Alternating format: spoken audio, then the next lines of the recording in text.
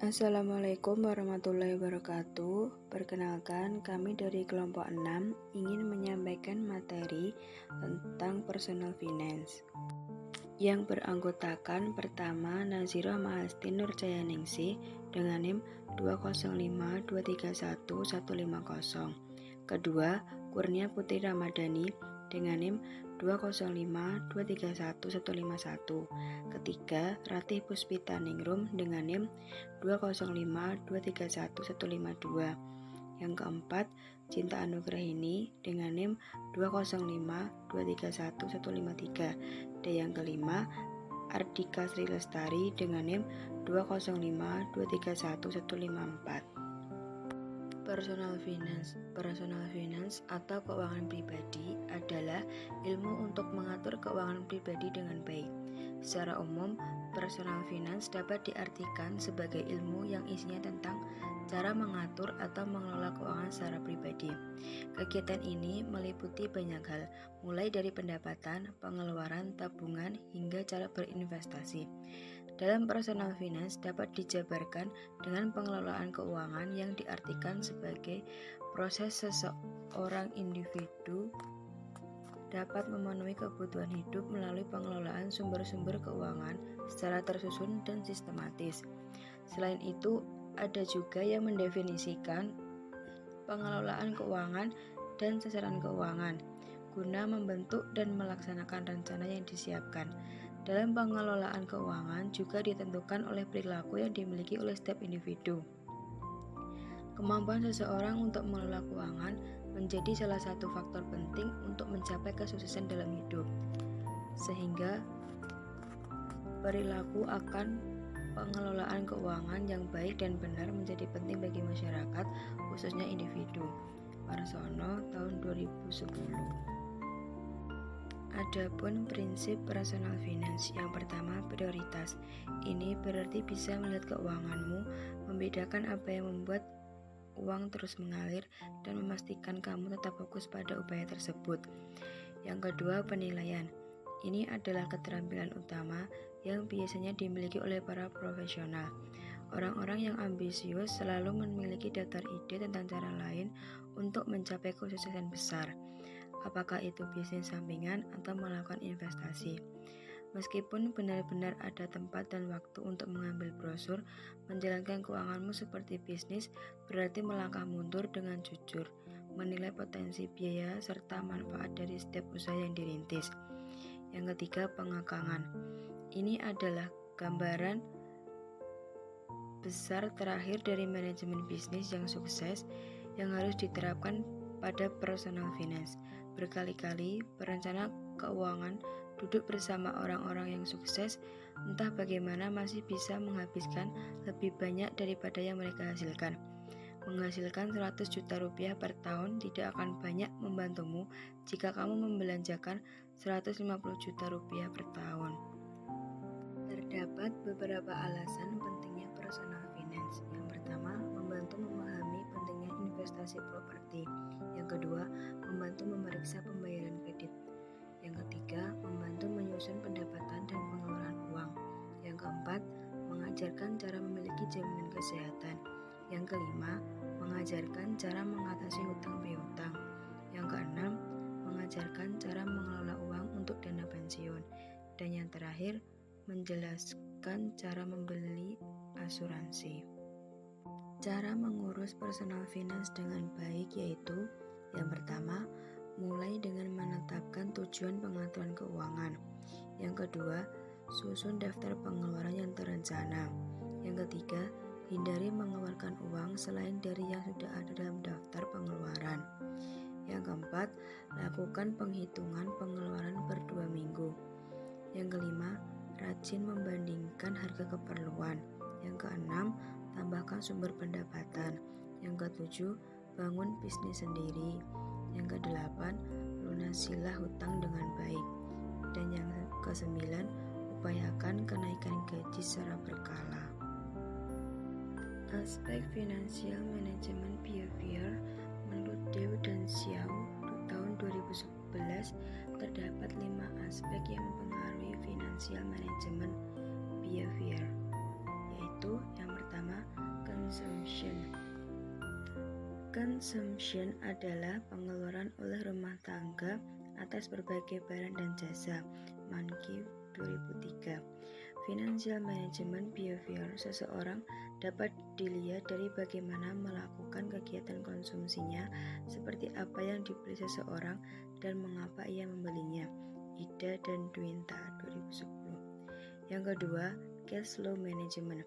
Cash flow management adalah indikator utama dari kesehatan keuangan, yaitu ukuran kemampuan seseorang untuk membayar segala biaya yang dimilikinya. Manajemen arus kas yang baik adalah tindakan penyeimbangan, masukkan uang tunai dan pengeluaran. Cash flow management dapat diukur dari apakah seseorang membayar tagihan tepat waktu, memperhatikan catatan atau bukti pembayaran, dan membuat anggaran keuangan dan perencanaan masa depan. Hilgert dan Hogarth 2003. Ketiga, saving and investment. Tabungan dapat didefinisikan sebagai bagian dari pendapatan yang tidak dikonsumsi dalam periode tertentu, karena seseorang tidak tahu apa yang akan terjadi di masa depan. Uang harus disimpan untuk membayar kejadian tak terduga. Investasi, yakni mengalokasikan atau menanamkan sumber daya saat ini dengan tujuan mendapatkan manfaat di masa mendatang. Henry 2009. Yang keempat, credit management.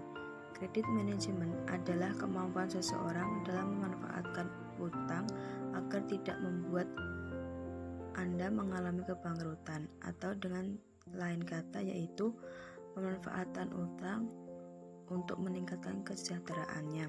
Sina 2014. Yang kelima, insurance. Komponen terakhir dari financial management behavior adalah insurance. Insurance merupakan salah satu teknik dalam mengelola risiko yang cukup banyak digunakan oleh banyak individu. Asuransi dapat dipandang sebagai alat di mana individu dapat mentransfer risiko ke pihak lain, di mana pihak asuransi mengakumulasi dana dari individu untuk memenuhi kebutuhan keuangan yang berkaitan dengan kerugian yang akan timbul. Hanafi 2009. Faktor-faktor yang mempengaruhi financial management behavior. Yang pertama, financial literacy. Financial literacy atau pengetahuan akan keuangan merupakan kemampuan seseorang dalam memahami hal-hal yang berkaitan dengan keuangan dan praktek manajemen keuangan.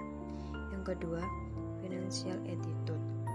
Financial attitude menunjukkan sikap keuangan yang mengacu pada keyakinan dan nilai-nilai seseorang terkait dengan berbagai konsep keuangan, seperti apakah seseorang merasa bahwa menghemat uang dan menabung adalah hal yang penting. Kowa, Despard, dan Akoto 2012. Yang ketiga, usia. Menurut Parota Johnson tahun 1998, individu yang lebih muda menunjukkan praktek perilaku manajemen keuangan. Hal ini dikarenakan perbedaan usia antar individu berdampak pada tujuan keuangan yang berbeda.